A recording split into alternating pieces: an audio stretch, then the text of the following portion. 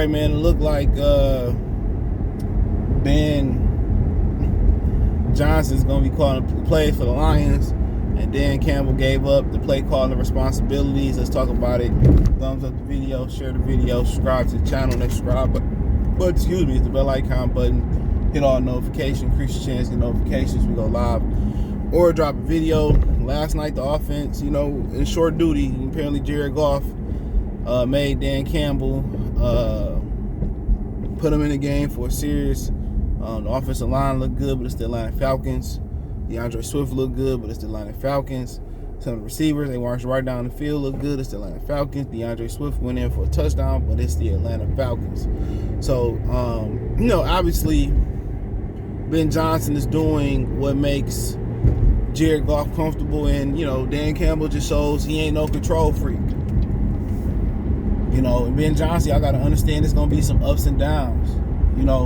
It's one thing help creating the game plan. It's another thing calling the game and making adjustments on the fly. The first 10 or 20 plays of a game is scripted. Then you go into adjustment mode, in-game adjustment mode. How you going to attack and the defense going how they attack an offense. So that's just something that everybody got to keep in mind as well, is that, even if they have a lot of success early on, it's really going to boil down to adjustments when the NFL started adjusting what they doing, right? They're promising, Ben Johnson's promising to go down the field a lot more. I'm going to continue to elaborate on that, and push the ball down the field, and you like that. And you like it.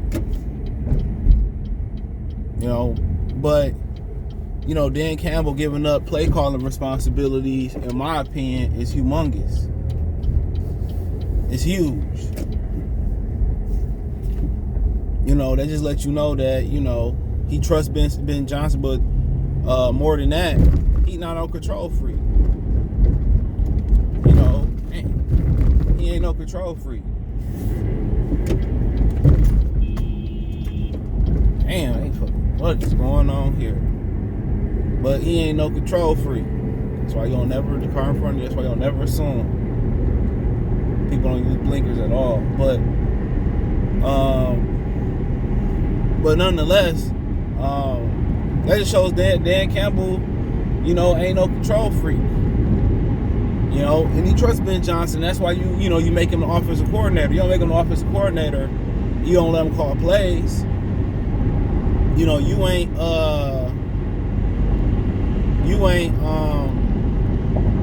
an offensive play caller by nature. And I thought that he may, fall in love with calling the plays. That's what I thought he was.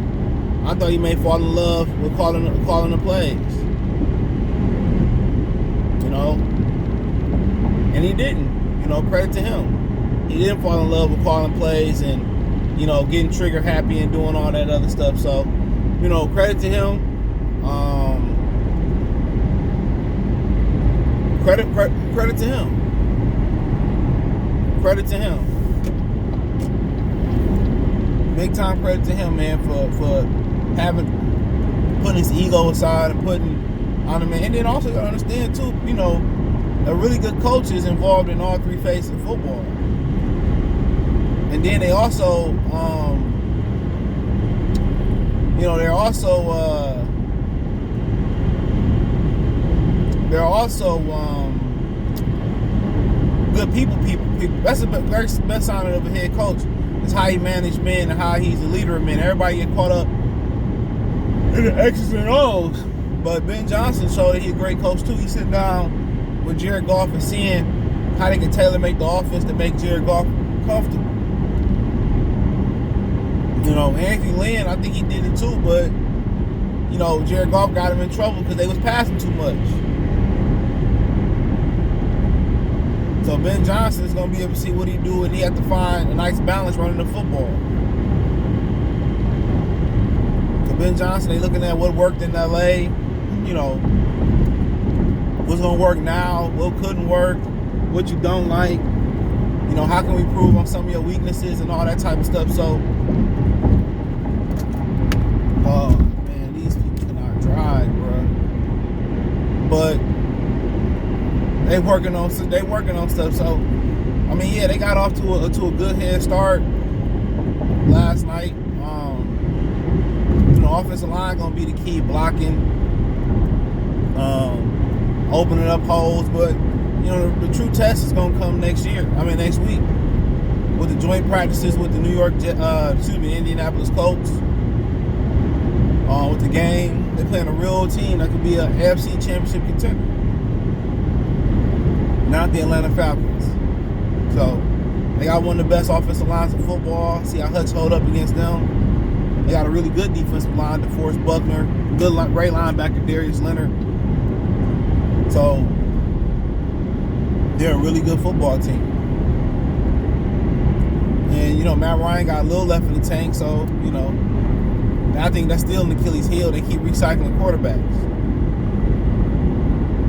I don't think Matt Ryan at this point is too much of an upgrade over Carson Wentz, if an upgrade at all. But nonetheless, when you hear those reports about how the joint practice is going, you'll have a way better gauge for how the Lions, and in the preseason game, and this offense gonna go into the regular season. Way better gauge. So it's gonna be interesting. It's gonna be real interesting to see how they approach this. Real interesting. Real. So,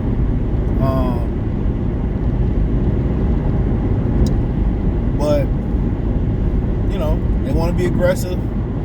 It's gonna be interesting to see how much he put on Jared Goff play. And when they've already adjusted what they're doing, or what they're doing not working at some point, how they make that adjustment. That's gonna tell a lot. That's gonna tell a tremendous amount. But we'll see what he can do different. They praised him last year when Anthony Lynn got the play calling duties took away, to doing a great job helping Dan Campbell get through the game plan. So we'll have to wait and see this year and see what the deal is. But they got a lot more weapons this year too. So how creative can they be? And I want to see how creative they can be with T.J. Hockenson finally. Can they use him in the slot, flex him out, put him in the backfield? Matchup nightmare. They found ways to get Amon-Ra St. Brown the ball, creative ways. That could be the same way with T.J. Hockenson. And use him stretching the field. That's one way they don't use him. They don't let him go down the field and run the corner route.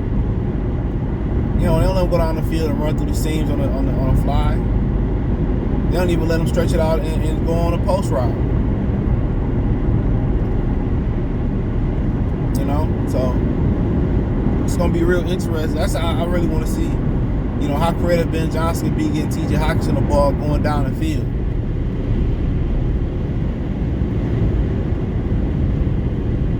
Honestly, that's my opinion on it. They do a good job of, they draft these big athletic tight ends, and they want to use them in the short game.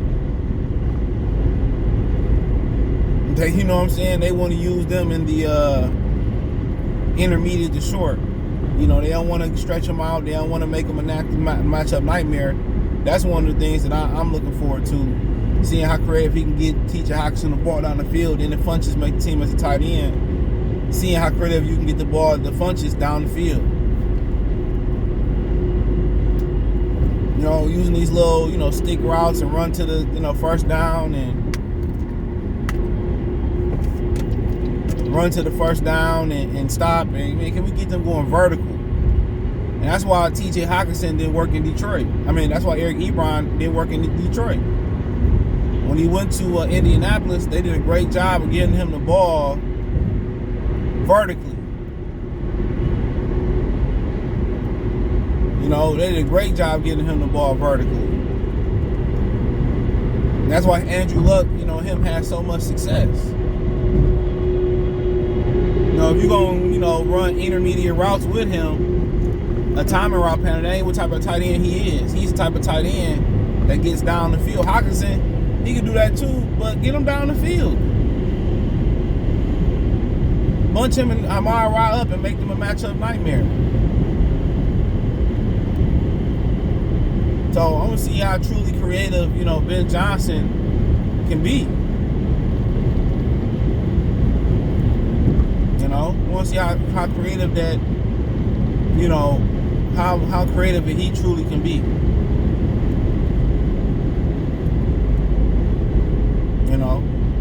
Because they got a lot of weapons. But still, man, Hockenson, can be the most potent weapon if they give him the ball down the field. And that's something Detroit ain't been able to exploit all through his career.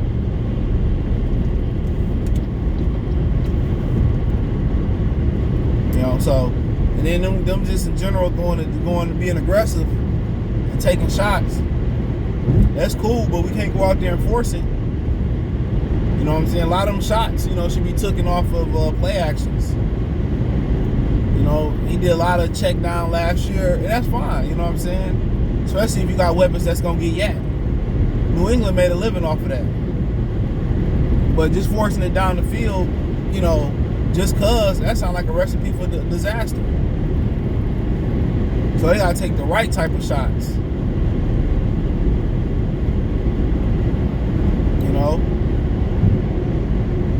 Off the right type of play designs. But they got some dogs on the outside of Reynolds and DJ Shark.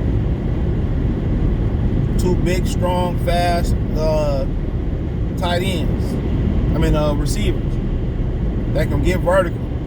They can't forget Hockenson getting vertical or Amari getting vertical. So, Hockenson really should be killing the middle of the field and going deep. He got too much size and athleticism not to be going deep. And that's just my opinion.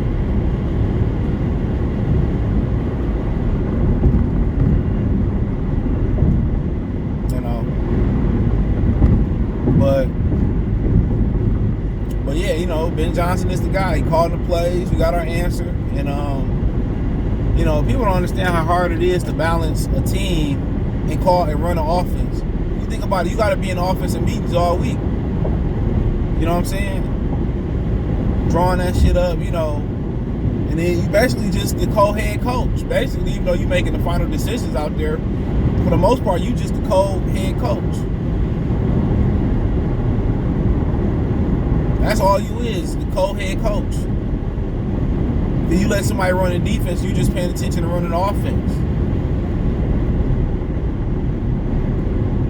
That's pretty much what it boiled down to. You done became the co-head coach.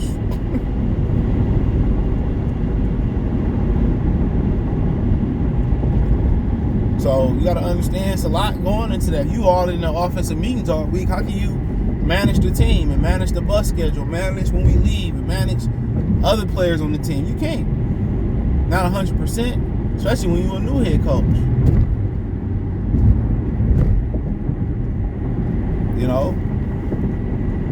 So it's interesting, but Ben Johnson is the guy, and we see what he got. It's not gonna be smooth the first time you do something. You ain't the goat at it, so y'all gonna have to bear with him.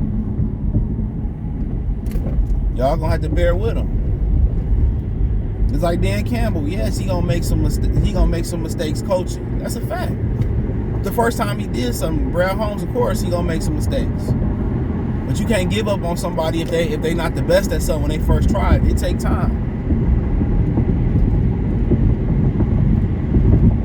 It takes time.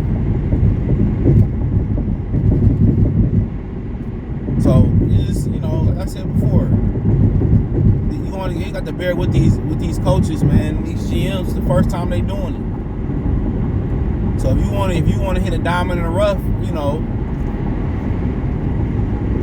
you got to give them opportunities to fail and stuff. Same for Ben Johnson, Aaron Glenn. give them opportunity to make the adjustment. So that is what it is. Let me know what you girls and guys think. Thumbs up the video, share the video, subscribe to the channel. The subscribe button is the bell icon button. Hit all notifications, increase your chance to get notifications. We go live and drop a video. Financially, you want to support the channel, Cash App, $CJGood313. Venmo, CJGood313. PayPal link in the description. Hit my link tree, find me on Twitter, Facebook, Instagram, Spotify, Anchor, Cash App, Venmo, PayPal. Appreciate the love, support. Check out Detroit Lifestyle playlist for more videos like this. One time peace.